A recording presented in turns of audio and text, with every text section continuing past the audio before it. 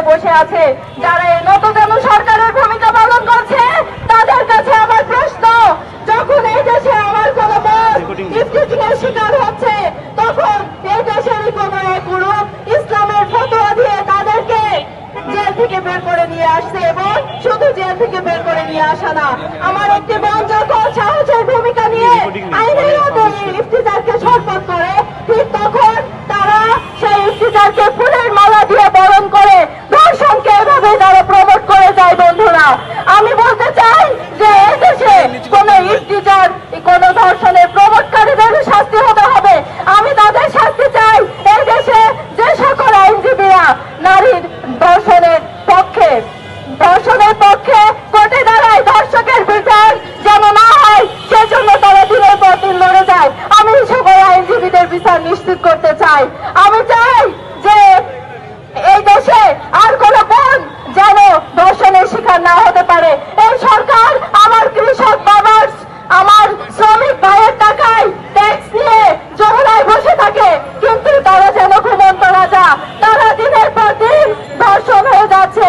আজকে গতকাল মাগুরায়, তারপরে দিনাজপুরের অনিমা, আমার ঝিনাইদহের কালীগঞ্জের মায়া, এভাবে প্রতিদিন গড়ে 7 থেকে 10 জন শিশু, আপনারা বুঝবেন, শিশু যাদের মধ্যে যৌনতার বিকাশ ঘটেনি, যারা কিচ্ছু জানে না, কিচ্ছু বোঝে না, নিষ্পাপ, যে বয়সকে সারা বিশ্ব সম্মান জানায়, যে বয়সকে সারা বিশ্ব কোন অপরাধ করলেও তারা ক্ষমার দৃষ্টিতে দেখায়, সেই দেশে, সেই বয়সে আমার বাংলাদেশে প্রতিনিয়ত দিনের পর দিন ধর্ষণ হয়ে যাচ্ছে।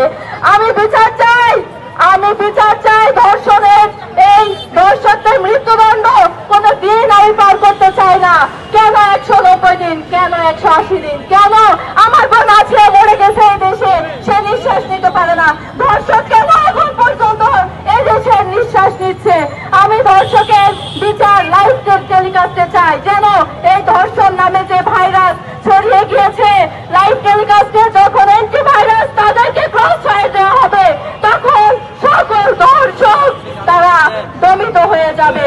আমরা নারী, আমরা রূপবতী, আমরা দোষভূষা, আমরা চাইলে এই হিংসা, এই বিদ্বেষ, এই অহংকার সবকিছু আমরা দমন করতে পারি।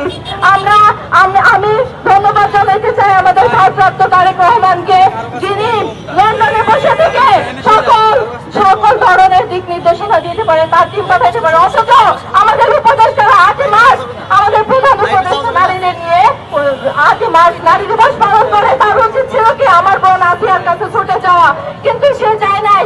আমি ধিক্কার জানাই, আমি অতি দ্রুত ব্যবস্থা চাই, এবং ধর্ষকের মৃত্যুদণ্ড কোনদিন পার না, অতি দ্রুত নিশ্চিত করতে হবে। ধন্যবাদ বন্ধুরা।